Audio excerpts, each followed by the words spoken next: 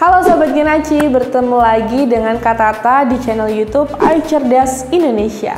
Nah, pada kesempatan kali ini Kak Tata akan menjelaskan materi yang terakhir di kelas 5 nih Sobat Genaci semester 2, yaitu materi data, bagaimana cara pengumpulan data dan bagaimana cara menyajikan data. Nah, disajikan dalam bentuk diagram batang, kemudian piktogram dan tabel frekuensi. Nah, bagaimana caranya kita akan membahas bersama gitu ya. Jadi tonton sampai akhir. Untuk Sahabat Genaci yang belum subscribe, bisa subscribe sekarang juga. Oke Sahabat Genaci, pada materi kali ini yang pertama yang harus diketahui sama Genaci adalah cara menyajikan data. Yang jelas Sahabat Genaci harus memiliki data. Data di mana data itu dapat berupa, contohnya nih, di dalam ruangan kelas. Nah, di situ itu ada Figora itu jumlahnya 5. Nah kan? Kemudian ada papan tulis jumlahnya 2. Kemudian ada kipas angin jumlahnya 4. Nah, itu merupakan data, Sahabat Genaci ya. Itu merupakan data benda yang ada di dalam kelas. Nah, apa dan berapa? Itu merupakan data. Nah, sekarang bagaimana cara menyajikan data ini? Supaya lebih rapi, lebih tertata, lebih jelas, cara menyajikannya itu bisa dalam bentuk tabel. Nah, tabelnya seperti ini nih. Ada nama barang, nama benda ya, kemudian ada jumlahnya. Semisal ruang kelas, dalam ruang kelas, ada apa aja sih bendanya, bentuknya ada apa aja. Nah, itu bisa disajikan dalam tabel ini. Seperti itu ya Sahabat Genaci. Jadi yang pertama Sahabat Genaci harus memiliki data. Yang kedua Sahabat Genaci bisa menyajikannya dalam bentuk tabel, di mana ada nama barang dan jumlah dari barang tersebut. Oke, nah sekarang masuk bagaimana cara menyajikan data. Nah, yang pertama ada diagram batang.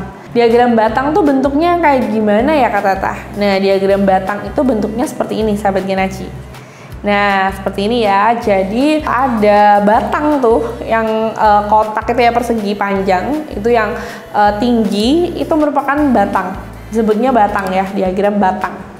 Nah, dari sini itu menentukan bahwa banyaknya atau jumlah dari benda atau data tersebut. Nah, contohnya ini ada hasil dari petani nih. Ada panen cabai, kemudian ada wortel, ada tomat dan ubi. Nah, kayak gini nih contohnya nih gambarnya. Nah, ini disajikan dalam bentuk diagram batang. Oke, contoh lainnya Sahabat Genaci, Kak Tata memiliki data suhu badan siswa. Suhu badan siswa mulai dari hari Senin, Selasa, Rabu, Kamis, dan Jumat. Nah, seperti ini ya datanya ya, Kak Tata sajikan dalam bentuk tabel. Nah, kemudian Kak Tata ingin merubah atau ingin menyajikan dari tabel ini, dari banyaknya data ini ke dalam diagram batang. Oke, langkah yang pertama kita harus menggambar terlebih dahulu, di mana garis yang bawah ini untuk keterangan harinya ya, untuk keterangan hari. Nah, untuk sisi yang sebelah kiri ya, itu bisa kita tuliskan angka ya, angka yang menunjukkan suhu badan siswa ya, mulai dari 10, 20, 30, kemudian 40. Nah, seperti ini ya. Kemudian kita mulai dari hari Senin dulu. Nah, ternyata hari Senin di tabelnya Kak Tata, di datanya Kak Tata itu suhunya adalah 30 derajat. Maka kita bisa tarik garis mulai dari hari Senin ini. Kita bisa tarik garis. Nah, maka bentuknya seperti ini Sahabat Genaci. Nah, kalau sudah, sekarang kita menentukan diagram batangnya. Nah, mulai dari Senin, Selasa, Rabu, Kamis, dan Jumat. Kemudian hari Selasa berapa? Oh, 25, maka di angka 25. Seperti itu Sahabat Genaci. Jadi ditentukan dari tinggi rendahnya itu tergantung dari data itu sendiri. Nah, itu contoh dari diagram batang. Nah, sekarang untuk tabel frekuensi. Nah, untuk tabel frekuensi sama kayak yang tadi di awal, jadi berbentuk tabel ya Sahabat Genaci ya. Tabel di mana ada nama barang dan jumlah barang itu. Nah, contohnya di sini Kak Tata ada memiliki data di mana golongan darah siswa. Nah, di sini harus disajikan dalam bentuk tabel frekuensi. Ya kan? Nah, tabelnya seperti ini.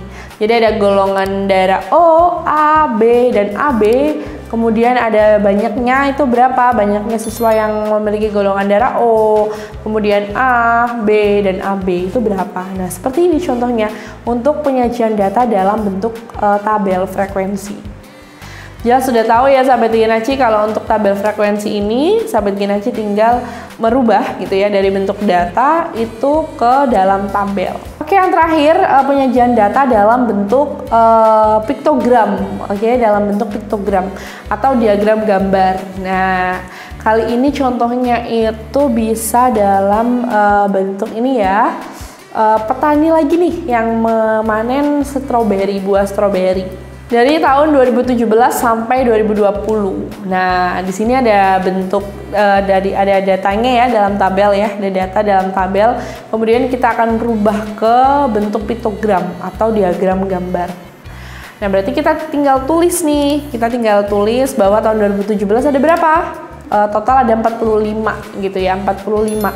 Maka kita bisa gambar stroberi, buah stroberi itu sebanyak 45. Nah, kemudian di tahun 2018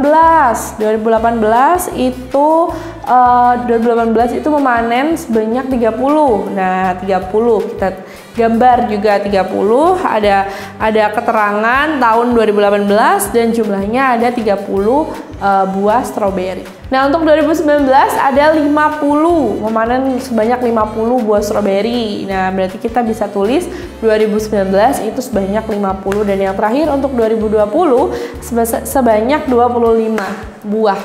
Nah, maka kita bisa tulis dan menggambar banyak 25 buah stroberi.